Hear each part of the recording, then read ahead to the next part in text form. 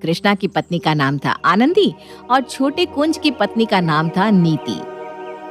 वैसे तो शर्मा जी की दोनों ही बहुएं पढ़ी लिखी, सुरक्षित और सभ्य थीं, लेकिन बड़ी बहू की एक आदत थी जिससे पूरा परिवार परेशान था।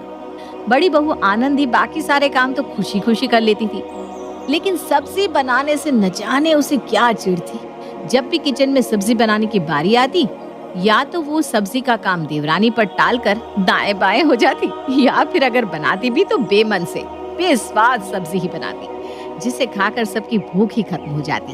एक दिन नीति, मम्मी जी से पूछ लो ना आज लंच में क्या बनेगा, और जैसा मम्मी जी कहे वही बनाकर तुम रेडी करके दो। तब तक मैं गुड्डू का स्कूल का होमवर्क करवा देती हूँ।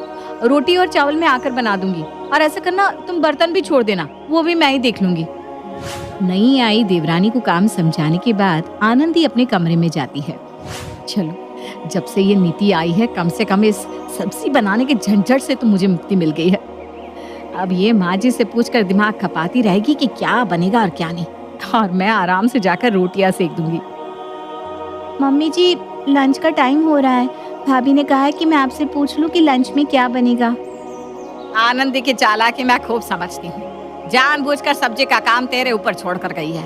सब्जी बनाने में पता नहीं उसे क्या आफत आती है। ऐसे एक बात कहूँ बेटा, जब से तू शादी करके आई है ना, हमारे तो भाग खुल गया।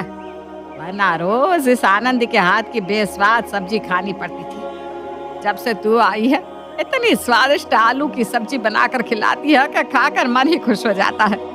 अब तू ना रोज रोज पूछा मत कर, बिना पूछे आलू की सब्जी बना दिया कर लंच में, सब खुश होकर खा लेते हैं, और क्या चाहिए। ठीक है मम्मी जी, आप सत्संग में जा रही थी ना, आप हो आइए आराम से, मैं खाना बना दूंगी। सासू माँ को सत्संग में भेजने के बाद नीति रसोई में जाकर खाना बनाने लगती है। कुछ देर बाद, अरे नीति, सब्जी बन गई क्या? क्या बनाया तुमने? और क्या बनेगा भाभी, सासू माँ ने फिर से वही आलू पूरी बनाने के लिए कहा है। आलू की सब्जी मैंने बना दी है, अब आप फटाफट पूरी और पुलाव बना दीजिए। अच्छा ठीक है, मैं बना देती हूँ, तुम जाओ जाकर अपने कमरे में आराम कर लो। भाभी, मुझे छोले, पनीर, चाइनीज, कॉन्टिनेंटल इतनी सारी डिशेस बनानी आती है, लेकिन पता नहीं माँ जी या बाकी के घर वाले रोज रोज मुझे बस आलू की सब्जी बनाने के लिए ही क्यों कहते हैं। लगता है मेरे हाथ की आलू की सब्जी सबको बहुत ज्यादा ही पसंद आ गई है। अब तुम बनाती ही इतनी बढ़िया हो, मेरा तो देख के मुंह में पानी आ जाता है, और उसके साथ पूरी तो इतनी स्वादिष्ट लगती है कि क्या बताऊं।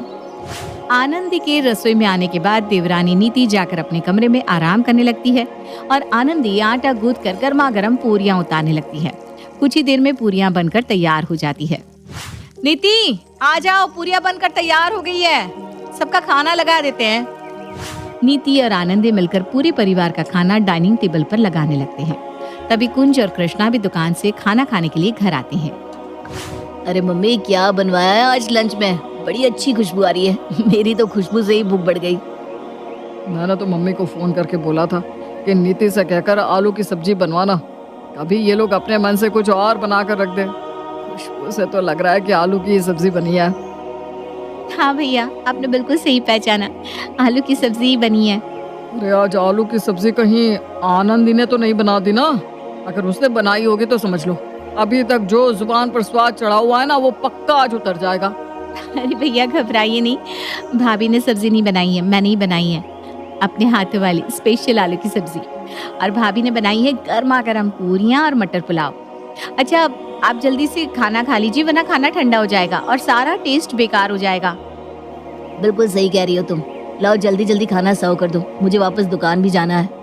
नीति सबकी प्लेट में खाना सर्व कर देती है। खाना खाने के बाद, अरे छोटी बहू, हमें भी बता दो अपनी सीक्रेट रेसिपी। अरे भैया, ऐसा क्या डालती हो तुम सब्जी में कि हम लोग बस उंगली चाटते रह जाते हैं? कल भी तुमने कमाल की आलू की सब्जी बनाई थी, और आज भी बिल्कुल वही स्वाद, वही रंग और वही लाजवाब खुशबू। अरे पापा जी, कोई सीक्रेट रेसिपी नहीं है, मैं तो जो भी बनाती हूँ ना सब लाजवाब ही बनाती हूँ। सबको नीति के हाथ का खाना पसंद आ रहा है। भगवान करे ये ऐसे ही स्वादिष्ट खाना बनाकर सबको खिलाती रहे और मेरी जान छूटी रहे। मैं तो इतने सालों से सुबह शाम क्या बनेगा पूछते पूछते परेशान हो गई थी।